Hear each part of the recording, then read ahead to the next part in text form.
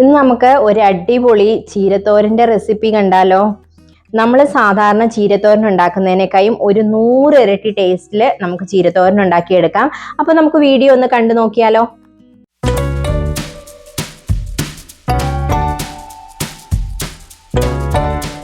ചീരത്തോരൻ ഉണ്ടാക്കാനായിട്ട് നമ്മുടെ ഗാർഡനിൽ തന്നെ പിടിച്ച സുന്ദരി ചീരയാണ്.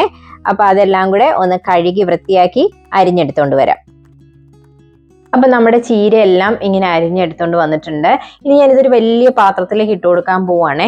അത് ആ പാത്രത്തിലേക്ക് ഇട്ടിട്ട് കുറച്ച് പരിപാടിയുണ്ട്. അപ്പം അതിന് വേണ്ടിയിട്ടാ.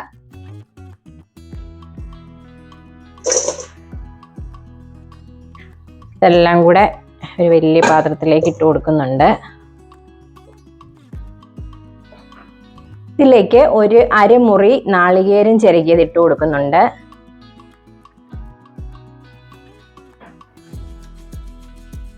കൂട്ടത്തില് 1 ടീസ്പൂൺ ഉപ്പ്, കൂട്ടത്തില് കുറച്ച് വെളിച്ചെണ്ണയും കൂടെ ഒഴിക്കണം. 1 ടീസ്പൂൺ അല്ലെങ്കിൽ ഒരു 1.5 ടീസ്പൂൺ വെളിച്ചെണ്ണ. എന്നിട്ട് കൈ കൊണ്ട് നന്നായിട്ട് ഇതൊന്ന് തിരുമ്മി കൊടുക്കുക. നന്നായിട്ടൊന്ന് മിക്സ് ചെയ്തെടുക്കുക. ഈ ഉപ്പും എണ്ണയും നാളികേരം കൂടെ നന്നായിട്ട് ഈ ചീരയിൽ മിക്സ് ചെയ്ത് വെക്കുക. ഇങ്ങനെ ഉണ്ടാക്കുമ്പോഴേ ഒരു പ്രത്യേക ടേസ്റ്റ് ആട്ടോ ചീരയ്ക്ക്. നമ്മൾ സാധാരണ ചീരത്തോരൻ ഉണ്ടാക്കുന്നതിനേക്കാളും ടേസ്റ്റാണ്. ഇങ്ങനെ വെളിച്ചെണ്ണയൊക്കെ തിരുമ്മി പിടിപ്പിച്ച് അതിനൊരു പ്രത്യേക മണവും വരും. അപ്പോഴേ നിങ്ങൾ ഞങ്ങളുടെ വീഡിയോ ആദ്യമായിട്ടാണ് കാണുന്നതെങ്കിൽ നമ്മുടെ ചാനൽ ഒന്ന് സബ്സ്ക്രൈബ് ചെയ്തേക്കണേ. അതുപോലെ ലൈക്കും കമൻറ്റും ഒക്കെ ചെയ്യുക. അതുപോലെ ഇപ്പോൾ ഹൈപ്പ് എന്നൊരു ഓപ്ഷൻ ഉണ്ട്. ആ ഹൈപ്പും കൂടെ ഒന്ന് പ്രസ് ചെയ്തേക്കണേ. നമ്മുടെ ചീര എല്ലാം ഈ നാളികേരവും എണ്ണയും ഒക്കെ ആയിട്ട് മിക്സ് ചെയ്ത് നല്ല ഇതായിട്ട് വെച്ചിട്ടുണ്ട്. കേട്ടോ, ഇതുപോലെ ആക്കിയിട്ടുണ്ട്. ഇത് ഇവിടെ ഇരിക്കട്ടെ. ഒരു പാൻ അടുപ്പിൽ വെച്ച് ചൂടായപ്പോൾ അതിലേക്ക് 1 ടീസ്പൂൺ എണ്ണ, കടുക് പൊട്ടിക്കാൻ വേണ്ടിയിട്ട് മാത്രമുള്ള എണ്ണ ഒഴിച്ചു കൊടുത്തിട്ടുണ്ട്. ഓക്കെ, എണ്ണ ചൂടായി വന്നപ്പോൾ അതിലേക്ക് ഒരു 1/2 ടീസ്പൂൺ കടുക് ഇട്ട് കൊടുത്തിട്ടുണ്ട്. 3-4 വറ്റൽമുളക്. കടുക് പൊട്ടി വന്നപ്പോഴേക്കും കറിവേപ്പിലയും കൂടി ഇട്ടു.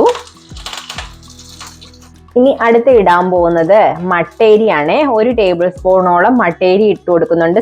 നിങ്ങൾ കുക്ക് ചെയ്യുന്ന ഏതരി ആണേലും മതി. ഈ അരിയും കൂടെ ചേർക്കുമ്പോഴേ നല്ലൊരു ടേസ്റ്റാണ് ഈ ചീരത്തോരന്. ഇത് ഞങ്ങളുടെ ഫ്രണ്ട് സുഭാഷിന്റെ അമ്മ നാട്ടിൽ നിന്ന് വന്നപ്പോൾ പറഞ്ഞു തന്നൊരു ടിപ്പാണ്. ടേസ്റ്റ് മാത്രമല്ല, ഈ അരിയും കൂടി ഇട്ട് നമ്മൾ ചീരത്തോരൻ ഉണ്ടാക്കുമ്പോൾ ഈ ചീരയിൽ നിന്ന് ഊറി വരുന്ന എക്സ്ട്രാ വെള്ളമൊക്കെ ഈ അരി അങ്ങ് പിടിക്കുമെന്ന് അമ്മ പറഞ്ഞു തന്നത്. അപ്പം ഞാനത് ചെയ്ത് നോക്കിയപ്പം എനിക്കും അത് വർക്കൗട്ടായി വന്നു. അതുപോലെ തന്നെ ഈ ചീരത്തോരനിൽ ഈ അരി കഴിക്കുമ്പോൾ അതൊരു പ്രത്യേക ടേസ്റ്റാണ് കേട്ടോ.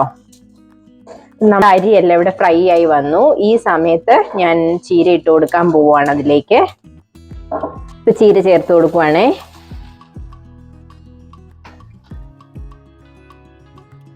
ചീരയെല്ലാം ഇപ്പം നമ്മൾ ആ പാത്രത്തിലേക്ക് ഇട്ട് കൊടുത്തിട്ടുണ്ട്. ഇനി അതൊന്നുകൂടെ നമ്മുടെ കടുക് താളിച്ചില്ലേ അതിൻ്റെ കൂട്ടത്തിലൊന്ന് മിക്സ് ചെയ്ത് കൊടുക്കുക. ഓൾറെഡി ഉപ്പും നാളികേരവും ഒക്കെ ചേർത്ത് മിക്സ് ചെയ്തതാണ്. എന്നാൽ പോലും നമ്മളിപ്പോൾ ഫ്രൈ ചെയ്ത് അരിയും കടുകും ഒക്കെ എല്ലായിടും ഒന്ന് മിക്സ് ആയിക്കോട്ടെ.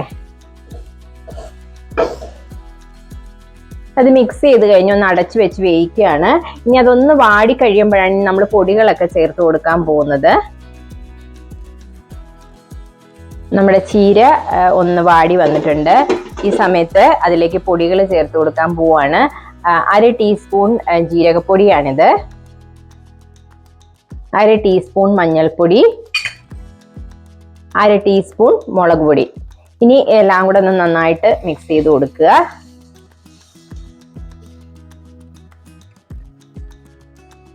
ഈ സമയത്ത് നന്നായിട്ടൊന്ന് മിക്സ് ചെയ്ത് എടുക്കണം. കാരണം ഈ പൊടികളുടെയൊക്കെ പച്ചച്ചുവയൊന്ന് പോകാൻ വേണ്ടിയിട്ടാണത്. ഇനി ചീര അടച്ചു വെച്ച് വേവിക്കേണ്ട കാര്യമില്ല. നമ്മളിങ്ങനെ ഇളക്കി തോർത്തി എടുക്കുവാണ്, അല്ലെങ്കിൽ ചീര കുഴഞ്ഞു പോകും.